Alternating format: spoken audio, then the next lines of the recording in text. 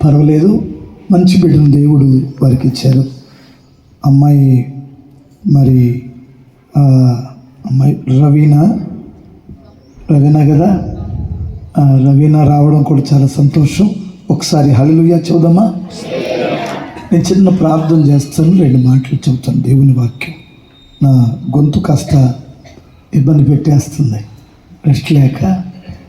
ప్రార్థన చేద్దాం. పరిశుద్ధుడా, ప్రేమ కలిగిన తండ్రి,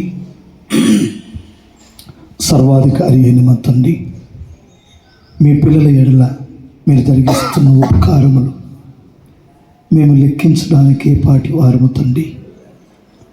నీ మీద ఆనుకొని మీరే సర్వస్వమని నమ్ముకున్న ఈ బిడ్డల ఎడల మీరు చూపిన మహత్తరమైన కార్యాలు, ఉపకారములు, మేలులన్నిటిని బట్టి కృతజ్ఞతలు నాయన, కృతజ్ఞతాస్తుతులు తండ్రి. నీ పిల్లలు, సేవకులని, బంధువులని, రక్త సంబంధులని, సంఘ పిల్లలను పిలిపించుకొని మనుషులందరి ఎదుట నీ నామాన్ని ఘనపరుస్తుండగా కుటుంబాన్ని దీవించండి, ఆశీర్వదించండి. మునుపటి కంటే అధికమైన దీవెనలు, మేలులను గ్రహించి కృప చూపండి. ఈ సమయంలో నీ పరిశుద్ధ లేఖనాలలో నుండి మాతో మీరు మాట్లాడమని యేసుక్రీస్తు నామమున అడుగుచున్నాను తండ్రి.